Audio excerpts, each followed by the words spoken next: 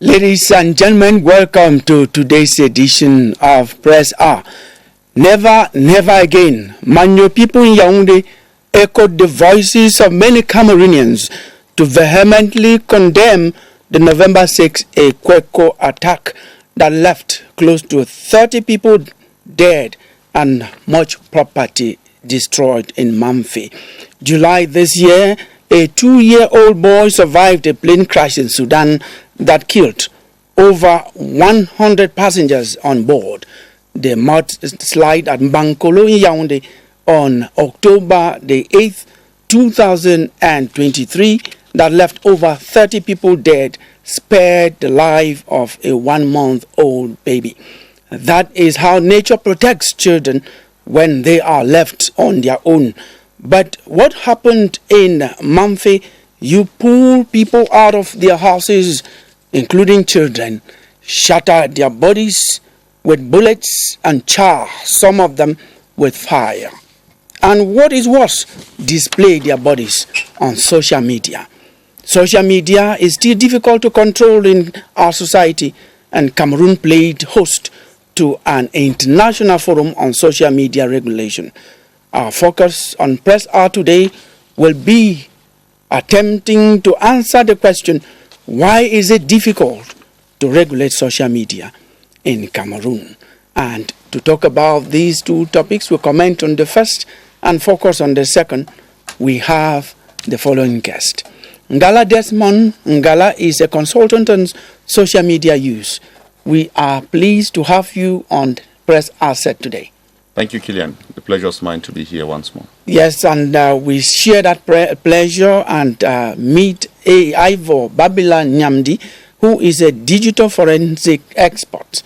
Ivor, we are always happy to have you here because your participation, your interventions here on forensics, on social media, on internet use, on cybercrime are always welcome and very educative to our public. Thank you for accepting our invitation again. Thank you, Killian. I am very happy to be here again and ready to help our multitude of viewers around the world. Yes, thank you very much again.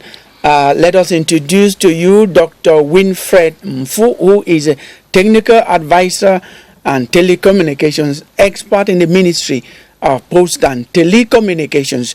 Mr. Dr. Winfred Mfu, you are the supervisory authority of what is telecommunications. At least you represent the ministry, we should understand it as such. Welcome on Press R, and we just hope that you're going to help our viewers know where we are with regulation of social media in Cameroon and exactly what the ministry is doing. It will be of interest to all of us. Thank you once again for coming. It is my pleasure, Killian. Emmanuel von Ban is the publisher of Astute Inc., an IT practitioner. Astute Inc., his newspaper is mostly online, and he knows exactly what happens online, and he uses social media and even tracks social media misuses.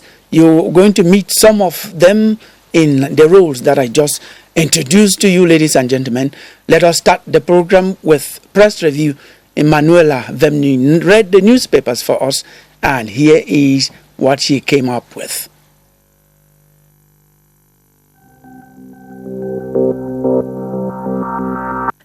The week ending began with bloodshed in Mamfe, and the papers stayed true to their obligations. The nation is in shock over barbaric killings in Mamfe in the Guardian Post, as suspected Amber fighters kill over 20, injure many, and set houses ablaze in Ebeko in Cameroon Tribune, thereby igniting all-out anger over unending barbarity in Cameroon Insider.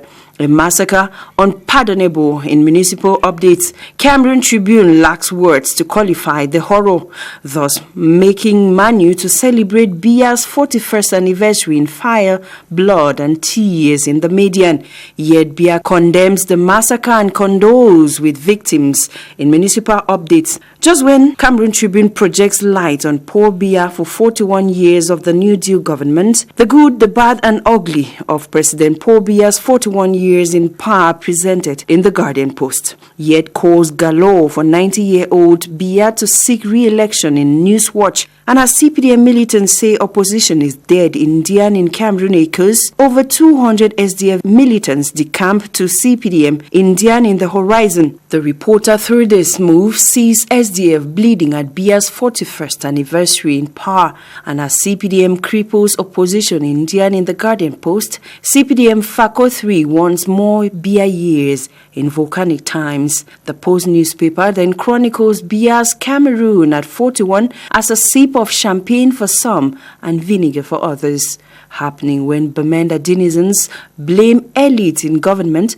for town's abandonment in the Eden. The Northwest Regional Assembly execution is rated at 71% in the Horizon, and Yaoundé Nsimalen Expressway urban section is said to cost 379.5 billion CFA francs in the sun. But the interest of Eco Outlook is on Plantain Transformation Factory to open in Bangem after the festival. The Herald Tribune brings to the fore the stance of African delegates at the Synod of Synodality of the Catholic Church, where homosexuality was described as witchcraft, while outrightly rejecting the ordination of women as deacons in the Catholic Church. The Guardian Post publisher is then arrested over fake cover page of the newspaper and released 10 hours after.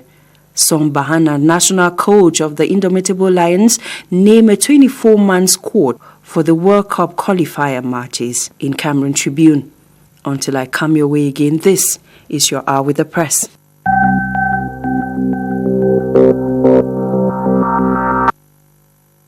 Thank you very much, Manuela. Gentlemen, we followed that press review and the Mamfe incident, the very unfortunate incident in Ekweko, Mamfe Emmanuel Division, covered most newspaper headlines. And when it comes on the headlines, it means that right inside you have that developed.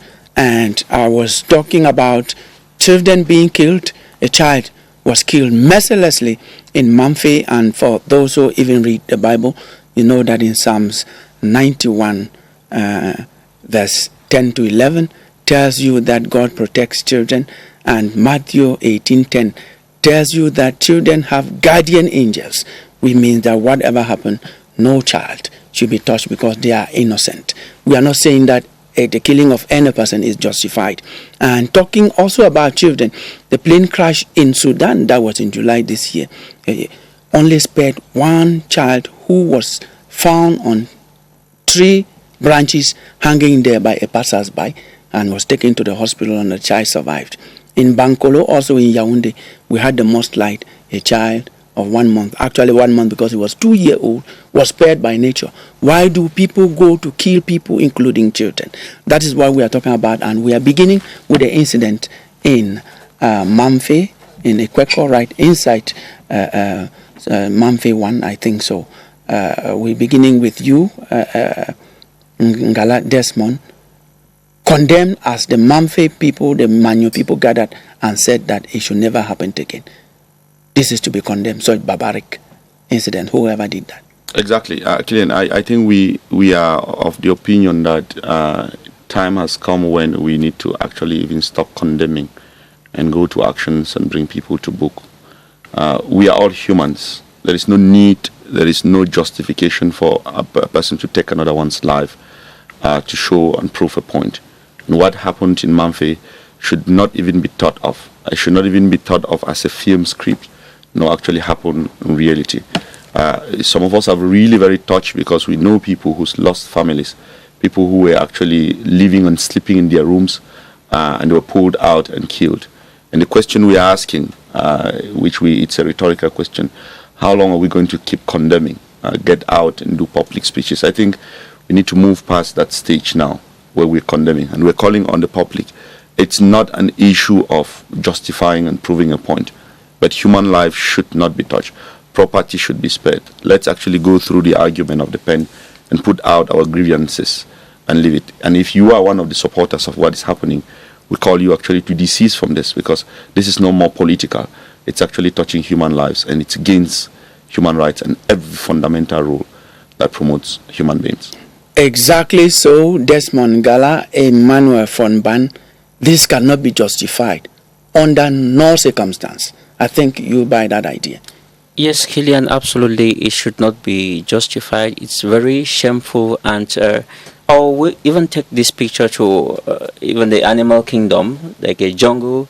If you see even the lion, which is considered one of the most dreaded animals that eats other animals, it doesn't touch its species. So if we've gone to that level where people are able to kill other humans, to that level they're even able to kill infants, then I think that we can already be rated beyond animals. I don't know if we want to take over from the devil, because it's very heartless, and I think only someone with a demonic heart, with a heart of a demon or of a devil, can actually consider doing this.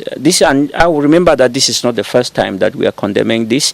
We've had this on several platforms. I remember I was here on this very platform when the case at the Mother Teresa happened in Kumba, and we are coming back again. Several others have happened, and it's very shameful that we have such humans living among us, and I don't know what continue to give them this audacity to go about this, but yes, it's very shameful. The separatists are blamed for doing this act. That's officially what we have. And if they were the separatists, you just cited that of the lion as the king of the animal kingdom. Why would they kill their own? How do we even explain this type of thing? This is what I'm actually talking about, and every time we've had this kind of situation happening, I want to look at it beyond political bounds, and I'm looking at like us fellow humans. What should consider a fellow, push a fellow human to actually taking a gun to perpetrating this kind of carnage against another human being. Let's look beyond separatists whatsoever, and let's see us as humans created by the same God, at least around with a beautiful world to enjoy. Thank you. We're going to allow the development of what we're talking about and the center on what we are talking about. Ivo, when you look at this Mamfe, the last time in Mamfe was burning down of a hospital, another very social facility that keeps human life intact, that makes sure that people, the well-being of people is okay. And again, there, and the coincidence of the date, 6th of November, whatever reason, this should not happen. Killian, whatever reason, I still repeat, no matter the reason motivating those who did that, is very sad. Be it political, social, cultural, or whatsoever it is, you cannot take off lives that way. And it's very barbaric. So you cannot justify it being a political revendication, the seat of November. There is no reason why you should take people's life because you want to prove something. And believe me, they're your brothers. These guys or whoever did it, they live with those people. Because people did not come from the United States to come and kill our Cameroonians. You understand? So it is very sad just to think about it. To think that you can be with me here, then tomorrow morning, I get up and take your life off. If nature can save children, as we are saying, why should we take their lives away? Whatever the reason, I still repeat, whatever the reason, there is no justification. Thank you very much. We are coming to you, Dr. Winfred Mfu. Desmond Gala said, what we should go beyond condemning such acts. So we're asking for the forces of law and order, the defense and security forces, to go behind the culprits of this act. I think that should be the next step. Thank you very much. It is, we are living a world today that is hyper complex, where human life, which has often been sacred, just means nothing to some people. And that it's going around the whole world. Apart from Manfi, you will see what is happening in the Middle East. Go around the world, you will see homicide is beginning to be something that is easy. And when I looked at what happened in Rwanda many years ago, when I looked at what has been happening in Afghanistan, that I've been able to watch and talk with people there, you start wondering, what is it that can motivate a human being to kill another? The level of hatred comes through many different ways. Radicalization can be one. Another one is the use of hard drugs, that the human brain no longer interprets the humanity in us. Until we reconstruct the humanity in us, unfortunately, we will have situations like that happening. But I think the humanity in every human being is there. We suppress it with drugs, we suppress it with hate, we suppress it for either political or whatever reason that we suppress it. But as Emmanuel said here, there's no justification. Even in the animal kingdom, people don't kill their own. The one question I will ask the four of you: what can we do as Cameroonians to stop this? Not only stop the killing, but stop the crisis. Beginning with you, 1 minute only. Thank you. Well, for the crisis, it's a very complex thing. But all I always want to say is, the only way that problems are solved is when people talk to one another. Perspectives are always different. People have different perspectives. The fact that you have a perspective doesn't make it right. And for that reason, it is about listening and trying to look at different perspectives of the same situation. What is the problem? And then trying to look for concerted solutions. Because I'll keep taking the example in the Middle East. No matter how many years, it's more than 70 years today, that people have been killing each other, there's no solution. We cannot keep killing each other with the view that it will solve the problems that we have. No. On the contrary, we have seen almost everywhere that when people sit down to discuss, when people look at things, then it has a solution. But no matter whatever, I will say killing should not be any part of the recipe. Yes, Emma, what should be part of the recipe? I think I'm very happy that one of the reasons we are here today actually provides part of the solution. We know what social media have been able to do with these conflicts, and I think if we adopt certain measures, but above all, I think that we need to invoke the human compassion in us, and each and every person at every point in time, let us avoid this thing of making people to feel bad, because when you make anybody to feel bad anywhere, especially when you are more powerful than them, you are already pushing them to thinking of going extra miles to making sure that they make sure that they hurt you. Maybe it could be not hurting you directly, but hurting someone closer to us. So let's try to so what you say compassion is that there at one point people just want to seek for notice by harming others. Okay, Ivo. Killian, looking at the situation, right? If we were writing a formula down and saying what can we use to solve this issue, you will see that the guns have never solved any issue in the world. If you look at all the 70 years of war, 200 years of war, at the end of the war, there is always a sitting dialogue, a discussion that leads to the solution. So if we are looking at it from that angle, you will realize that we need to stop everything about guns and fightings and sit down and discuss. Okay. Desmond. Yes, Killian, I think the panel has said it all here. Dialogue is key. We cannot talk of dialogue and put preconditions to dialogue. Let us dialogue. Let us talk and know that perspectives are different. Okay. I would say that we should come down from our high horses of social, economic, and political principles and have dialogue as people, as Cameroonians, and resolve this conflict once and for all, because we don't want another Manfi incident happening in the next days, and we come here to condemn it. Thank you very much. None of us would like to have it again, as Dr. Winfred said, unfortunately, if we don't sit down to talk, it will come up once and again.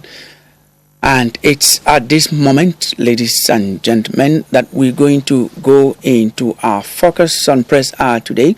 And we are looking at why is it difficult to regulate social media. Social media, as Ima also told you, is part of what is aggravating the situation by propagating the type of messages that advance hate speech, violence, and the guns are moving and chattering around. Now, why is social media use difficult to regulate? That is our question, and we're going to look at the power of social media. We're going to start with you, who actually at the Ministry of Post and Telecommunications, you are part of the supervision of telecommunications use in Cameroon. Mr. Dr. Winfred Fru, what is the power that social media has? I think, to put it in very simple terms, the power of social media is to infinity. Social media has the power to multiply everything close to infinity. I'll take, for example, what social media does on the negative side is it multiplies whatever we were doing, because social media itself doesn't create rumors. We grew up, rumor is part of human life. And what social media does is simply amplifies that beyond the local environment. For example, in the good old days without social media, if I start a gossip here, it might only end up in the neighborhood in which I am. Mm-hmm. But today you start a gossip, it's all over the whole world in seconds. It's quick, it's big, it multiplies it by factors almost close to infinity. That's how powerful the social media is. And on the good side, it is the same. We have seen so many people, let's take the case of small young artists who is so brilliant in their neighborhood, but because someone identifies them and put them on social media, it multiplies it by 100-fold and they become celebrities in less than no time. So the power of social media is so critical. And that's why when something is so powerful, regulation is needed. Yes, we'll come to regulation. Thank you very much for telling us at that level. We are still at that level of the power of social media. Ivo, who are digital forensic expert, you know that when it comes to crime, social media can go as fast as you can imagine. Yes, Killian. Excuse me.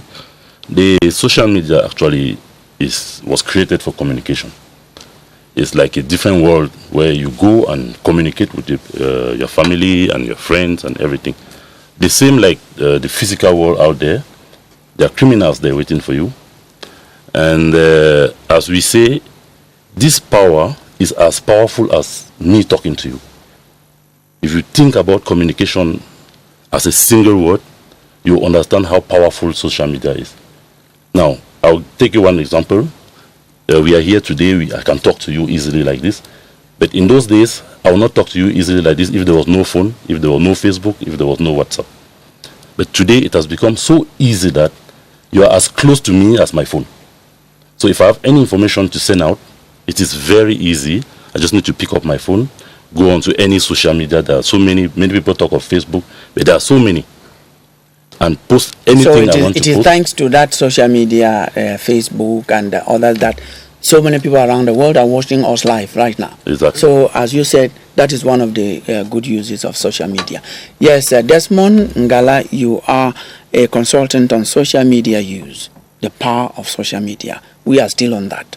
Exactly. I would say it's, Doctor said it's close to infinity, and I agree to that in total. We've seen not only the good that the social media has done, but we've seen also the bad and the ugly. And one thing I want to say here is that the social media does not create itself, so it amplifies what has been created in the society. And when we create it and put it out there on the social media, it has the power of instantaneously putting it across continents in a very single way. But also, remember that social media shapes perceptions.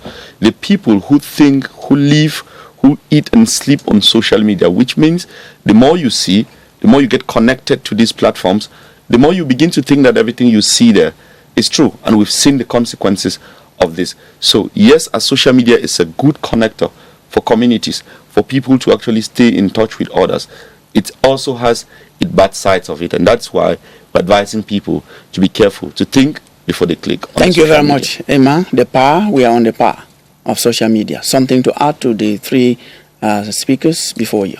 Yeah, Kilian, for me, I just always believe that social media took us Africans by surprise. Like, it just came boom. And before everyone noticed, they discovered that even in your local, even in your quarter, even in your calaboose house, you can be able to show how great you are anywhere in the world, and you can be able to portray yourself in another level. So that desperation actually, I think that is actually putting people to dimensions and making them to actually, in fact, they have decided to be driving recklessly without understanding or seeing the need to respect road signs and so on. So, thank you very much. And we had an international forum that took place in Cameroon over the week, and it was on the regulation of social media.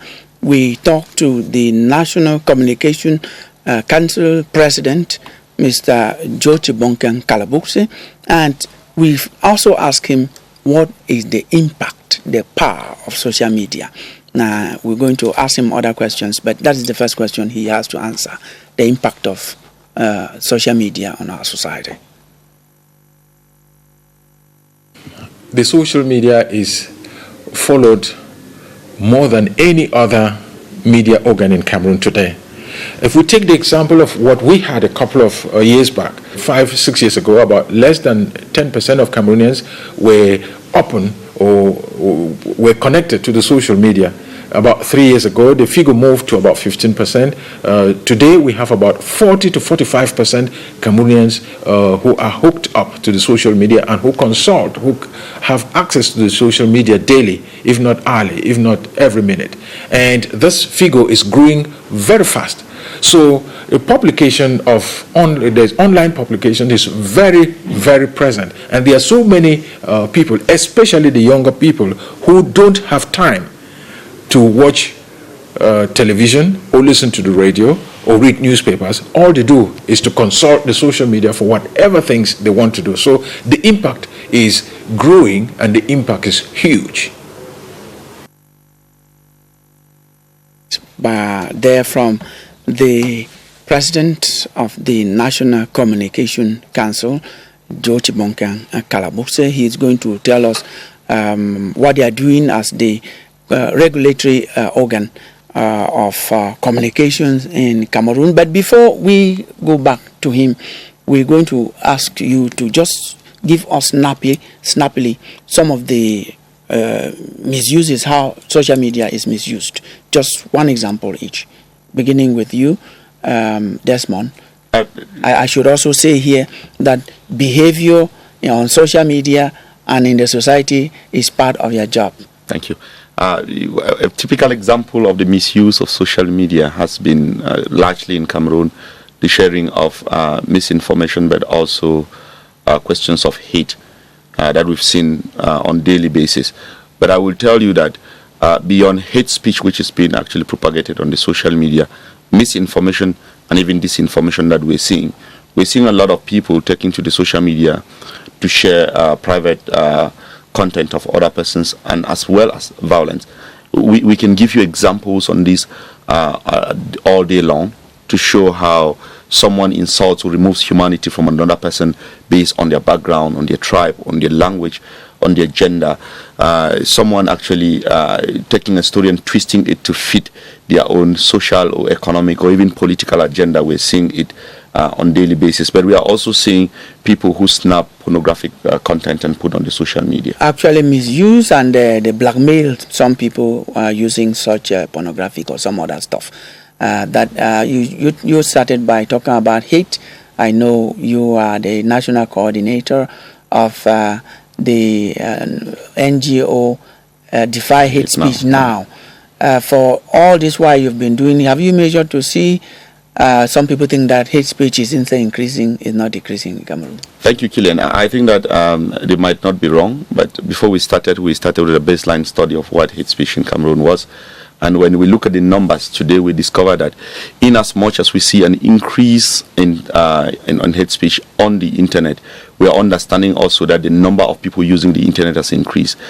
We're deploying actions and there is an increase, but something we've discovered is that people who even share hate now are much more conscious of the dangers that hate speech can cause to the community. Yes, we're seeing a steady increase because more people are connected on these different platforms, but yes, we're seeing also an increase in consciousness and countermeasures, not only by us, but by the public, but also by people in the media. Thank you very much. That was, by the way, we are on examples of misuse of social media. Ivo. Yes, Killian, one very dangerous example that I've always encountered as an online investigator is fake identity. It's very dangerous. When you go on those social medias, what you see is funny names, and the people sitting behind are different from the names that they are putting in front. At times, they even take the names of ministers and put on social media, on Facebook, and write to you. Then you'll be surprised, like, why is the minister of this ministry writing to me? And if you are not careful? And if you are not careful, you jump into it, and at the end of the day, you are a victim. Thank you very much for that example. I am going to end with Dr. Winfred, who is a technical advisor and telecommunications expert in Ministry of Post and Telecommunication. I'll go through you, Emmanuel von Ban, an example of misuse of social media. Yeah, we have what we call sextortion. That's actually getting people's nude pictures and then commanding them to actually pay some ransom. That's blackmailing them. That's what that is it. We've also have stalking. That is actually issue of actually following up people with messages that actually can make them feel uncomfortable, or with actions. It could be comments or posts that make them feel very uncomfortable and very unsafe. So I think that these are some of the misuse that among many. Thank you very much. Just one before we ask you for regulation. Just one other misuse, Dr. Winfred. All the misuses will be classified as disinformation or information. But one of the key things I would say is misuse of social media is time wastage. You can find young people on this media the whole day, which is not productive. You can be on social media being productive, but what we see as the use of social media is not productive at all. If they were spending that time and being productive, it is very important. Another thing that I see misuse are fake prophecies. You will see fake pastors today, they will use social media. Someone has been healed here, someone has been done that, and then they influence public opinion, proving themselves to be very powerful, which is not the case. And then people fail to use medical centers thinking that there's some miracle somewhere that one pastor will do. So these are some of the misuses of social media. Yes, thank you very much. We're going to start the next question, which will be regulating how to regulate social media. We're going to start with the president of the National Communication Council, and we just ask, what are the measures they put in place to regulate social media? Let us listen to his answer, and we take the debate after that.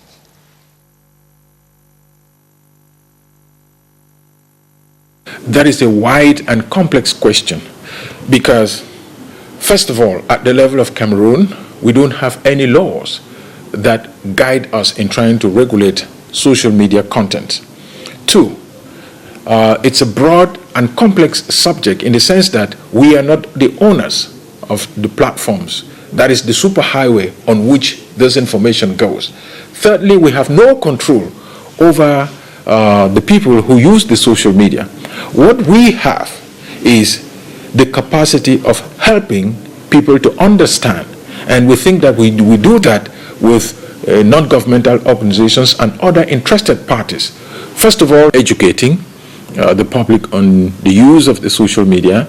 Secondly, still educating the public on discriminatory exploitation of social media publications. Thirdly, to be able to concert with non-governmental organizations who also come in the sensitization process. Thirdly, to be able to try as much as we can to educate the public through seminars and workshops. And fourthly, draw the attention of media professionals to be aggressive on the social media and to be very present as well on the social media so that they can provide alternative sources of information. Wow. You listen to him. At the level of the National Communication Council, they don't have social media right there on a kind of straightforward laws that's within his organization to control social media. That's what he said. Let me start with you, Mr. Technical Advisor, Director, Telecommunication Expert. He's right somehow, but there are laws. With the first law we have is the law on cyber security and cyber criminality, which outlines how the crimes online can be committed and the punishments that come with it. Recently, the law also on child protection online was promulgated by the National Assembly. So we now have a charter of protection of child online and the people with vulnerabilities that also outlines some of the key elements that are within the social media sphere. However, I think what the President of the Communication Council is saying is something that moves towards looking at personal data and personal protection. And that law is already in gestation. It should go to Parliament anytime. We've outlined all the elements that are within the protection of data, of personal data, abuses that can occur within the social media, which now takes what is out of the law on cyber security, what is on the Charter Online, to put on what we call data protection law, the law on data protection. That will come now to fill the void that the President would have been saying, and that will outline all the key elements. And in the law, there is a data commissioner. The data commissioner will actually be looking through these abuses, and people should complain to them. That will investigate and then bring that to the courts. Because one of the problems we are having today is people don't complain. If you insult me online, I know that it's you, I can just leave it, or I develop another hatred for you rather than taking it to the courts. The law is there, so people should be able to complain so that you push up the rate of prosecution. To complain is simple to say. Before I come back to you, that people should complain. To whom should they complain? The first one, I will say, the first starting point is ANTIC. ANTIC is the government agency that is responsible for that, and it's very easy to contact them. You can call them on 8202. You will get them, and they will start working with you.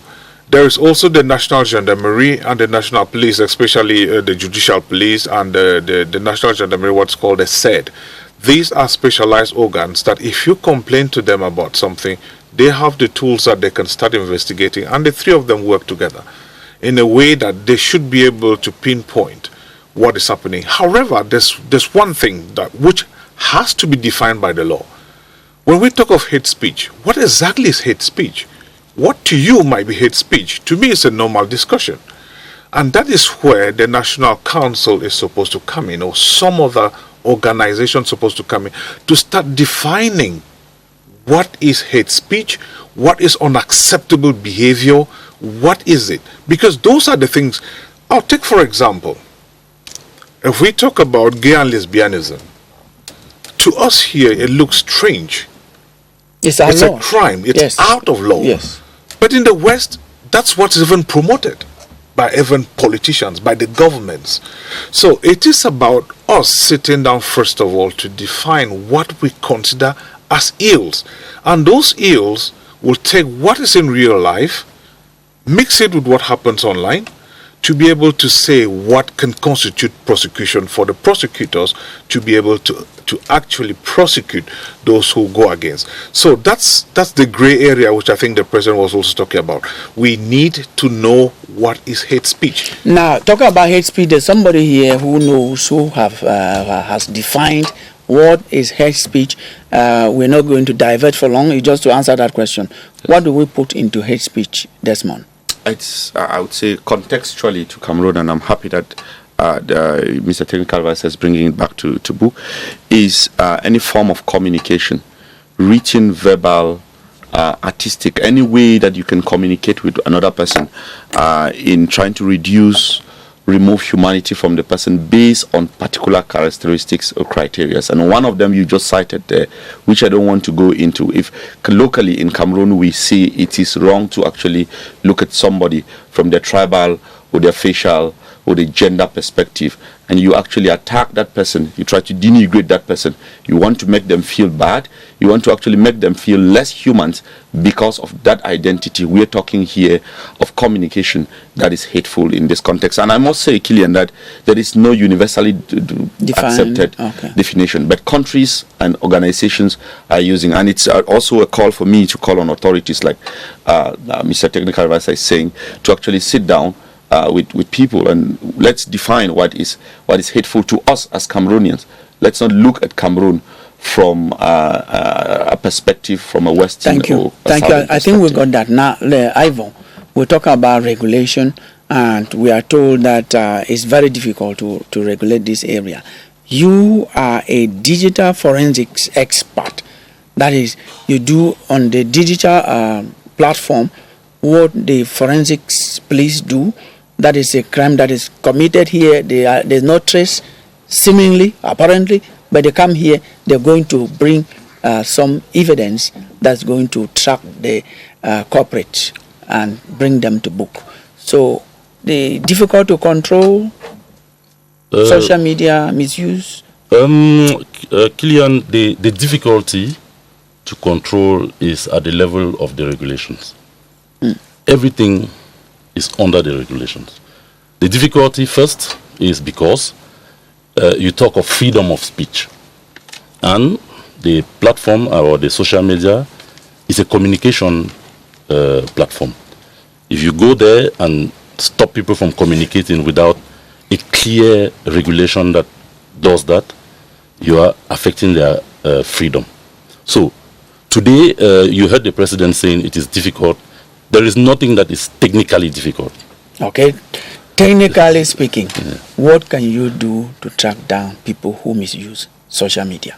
Please tell us. Okay. From our experience, we started some activities on Learning Aid Network, which is an association that we created after discovering that the regulations were bouncing back on the freedom of speech. That's the first step. The second step, we discovered that people don't complain.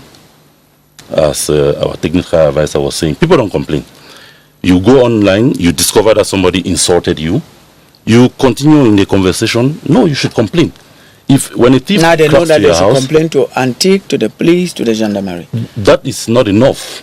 I will say it. Okay. That is not enough. You heard the president saying they need to go out for non-governmental organizations. Yeah. That's why we are proposing to any institution, be it Antique, be it the National Council of Communication, the services to instruct Cameroonians on what to do. First, when you are abused, and secondly, how to avoid being abused. Can you be a facilitating organization to those who are misused from what you are, who are abused on social media? Is that where you're Yes, Killian, I have been saying this over and over, singing over and over. They know me. For those that are seeing me, I've been knocking on these doors, and I will continue knocking until I can help as many Cameroonians as possible. So to get to you, if somebody is abused on social media, the person, while going to the police, can also seek consultancy from you? Killian, practically what we do today is we get those that are abused, we help them on how to complain. Yes. The first thing to do is you need to complain, because there is no right for any forensic expert, investigator to get into privacy without a well-notified authorization. Public administration, Exactly. public authorities. Yeah. So how do we get to you? As we speak, there is certainly someone who is going through the stress of being hacked or going through a kind of blackmail on social media. How do we get to you? We are.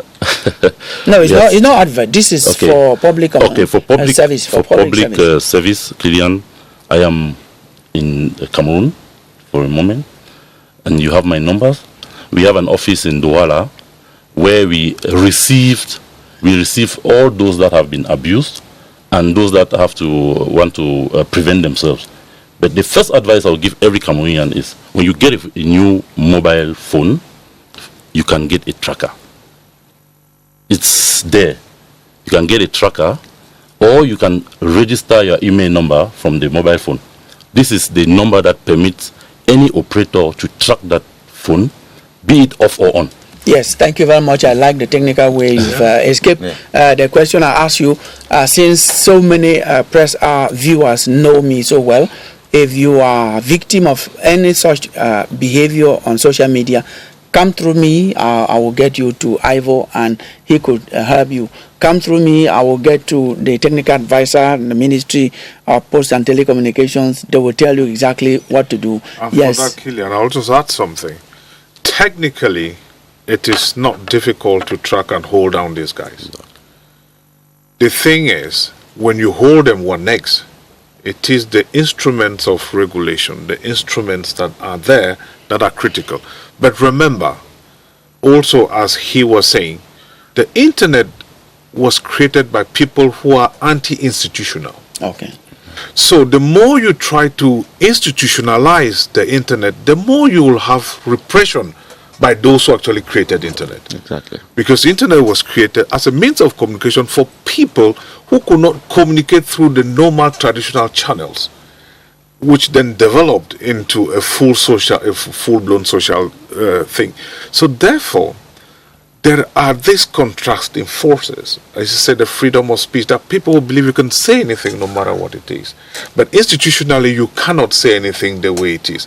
So you have those forces. So that is when it comes into accepting what is prosecutable, and then technically everything can be. We can track anybody anywhere, wherever they are, can be tracked.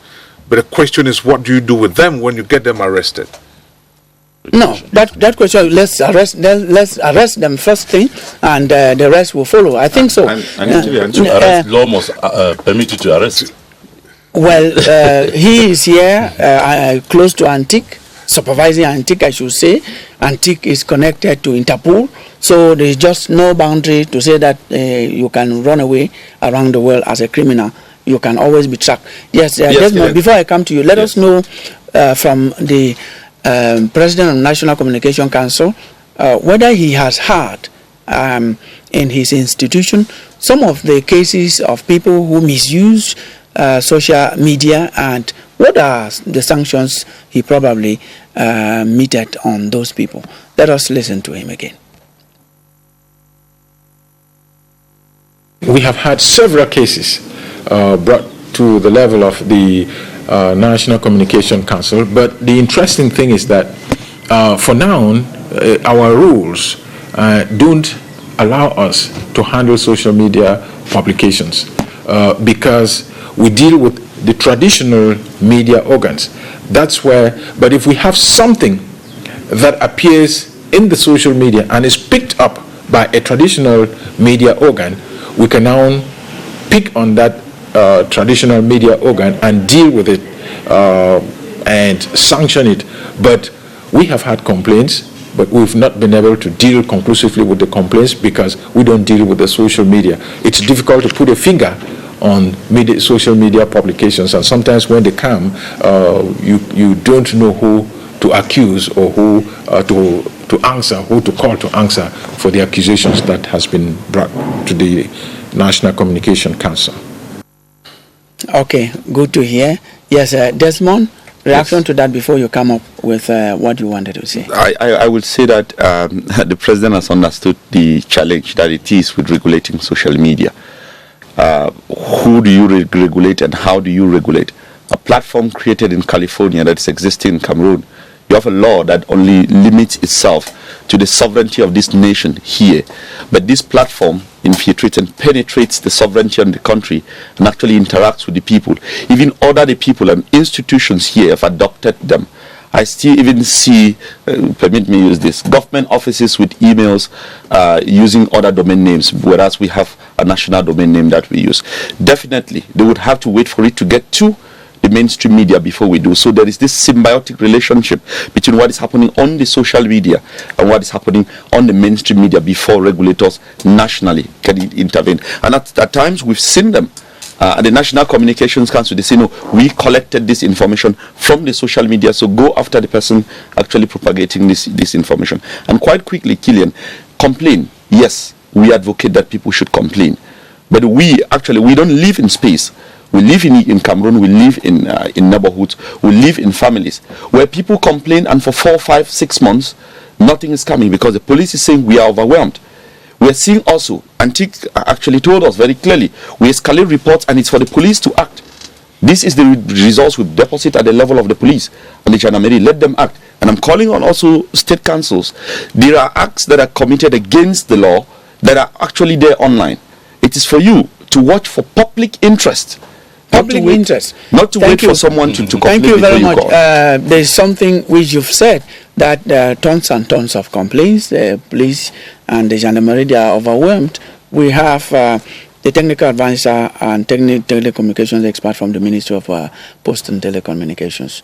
You are aware you have to make citizens feel satisfied, attended to when they complain, so that they should have confidence, they should have trust, and probably that's why they don't complain. Exactly. That's why the minister has been taking a national tour on sensitization of Cameroonians about the civic use of the internet. And in that sensitization, she is advocating a national coalition. And a national coalition will bring in experts like forensic scientists and different people to actually look at how do we make the social media safer for everyone. Because one of the things that happens on social media is the ignorance of the user. If you are ignorant, it's like you walk into a car and start driving. You don't know all the physical forces that work on a car. You're going to crash. And social media came. We started this program by saying how powerful it is. You take a very powerful tool, you put it in the hands of somebody who is actually ignorant about it. And unfortunately, you even have real public officials who are so ignorant about the ills of social media. And that in itself requires the first phase, which is sensitization. How dangerous is it? How can you go online safer? You know, you have a phone that can collect every data of your life, every picture that you have taken in your life is somewhere that you have no control over it. Too dangerous. So now it starts telling you, what type of pictures do I take? Honestly, to be safe is not even to go there, and not to go there you lose it. If you go online, you have to moderate your behavior.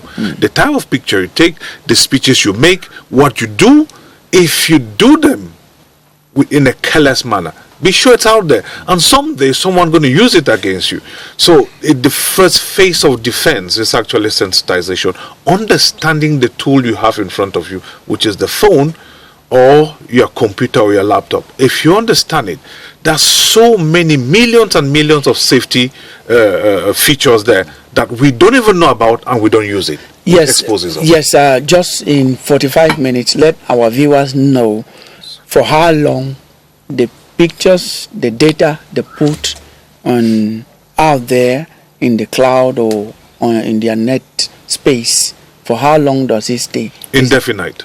There's nothing you clean on your phone or anything that goes away, except that you've never been connected onto the internet. Once you've been connected to the internet, everything you delete stays somewhere. This is dangerous. It is absolutely dangerous. That tells you how powerful the internet is.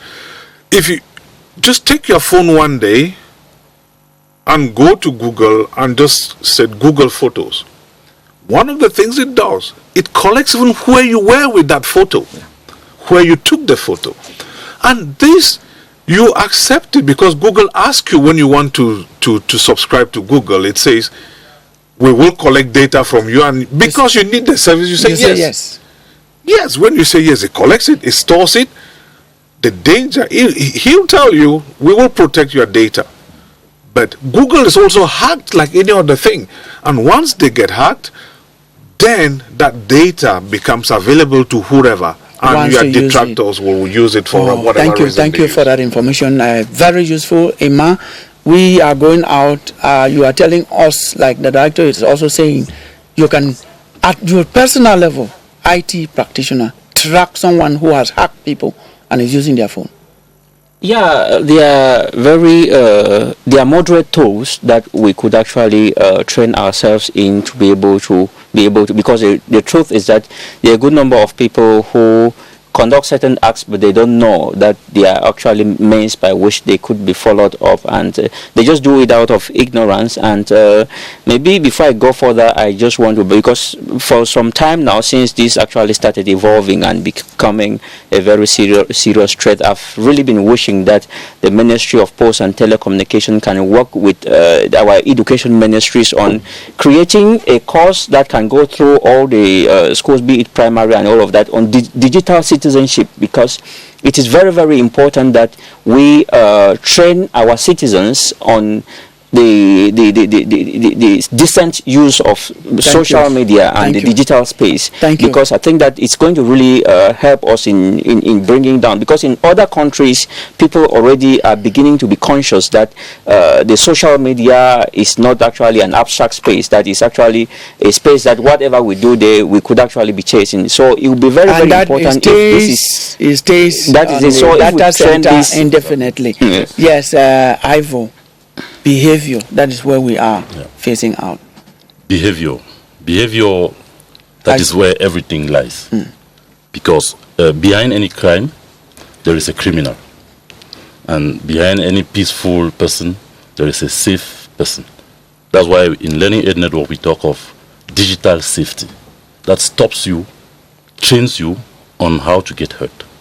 So when you see all these things, we talk of Google. Google is a business unit. They don't force anybody to go and log on to Google. They create their tools, create their solutions. Then we need it because we don't have our own. So the encouragement here is there are so many sleeping projects for young ITians that want to work on solutions like Google. We have data centers in Cameroon. Camtel has a data center to have their softwares embedded into those data centers. Yes. So one thing, just before, so that the telespectators can be clarified, one thing I want to put clear here is, when you have a criminal mindset, you will definitely go for international solutions, because you know that they will difficultly trace them. But if I want to save myself, I know that my pictures are going to be kept somewhere where I have no control. I rather keep it in my country. Okay, very good. Now, are you telling us that since it's very dangerous using phones, people should have passwords, because I can keep my phone here, go out there, another person takes it and does something in my name? Yes, of course, Kylian. The first level of the training is to protect your phone by password. Okay. When you get a phone, there is every option that gives you password by facial, password by fingerprint, and password by fingers, by numbers, digits. So Thank you you have very those much. options. Yes, Desmond, behavior. That is your area of specialty. Yes, the first thing I would say here is that a lot of us go on social media without reading the community standards of the different social media platforms. And that's why some people read the community standards and say, hey, look, I don't want to share this content, and decide to desist from it. Some even go share the content before discovering that the platform in question actually bans this kind of behavior on that platform. Also, I keep insisting that there is nothing that actually just surfaces online. We start thinking about it, we see something, and someone actually brings it closer and closer online. So yes, behaviors need to change. We need to change the way we look at things, but we need to also to change the way we interact with people online. Yes, we're going to almost at the end of the program. Your last word, Dr. Winfred. Thank you very much. I think Emmanuel talked about digital citizenship. The Ministry of Posts and Telecommunications has actually produced so many leaflets that are being posted almost everywhere to enable people to understand the basics of life, of being safe online. But what I'll advise every person that is an internet user is take some time. You can call and you can go to any organization that is teaching on how to be safe online and protect yourself, and also be able to complain when there's a problem. Whilst the government is working on all the different tools that will lead to the regulation, but also understand that the regulation is not as easy as it may sound, as the president said. Thank you very much, and that is exactly what we were asking on this program today. How better is it to regulate social media, or why is it difficult to regulate social media? You listened and watch that is Dr. Winfred Fu, who is the technical advisor, telecommunications expert in the Ministry of Telecommunications. We also heard from Emmanuel, publisher of Astute newspaper, which is basically an online newspaper.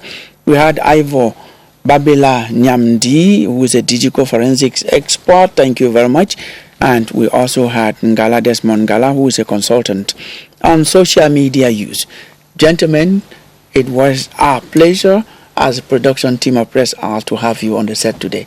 Thank you very much for your contribution. Thank you also, ladies and gentlemen, for giving us your time. If you miss out on anything on this program from the beginning, you have a full rebroadcast on Monday at 2:30. Have a good day.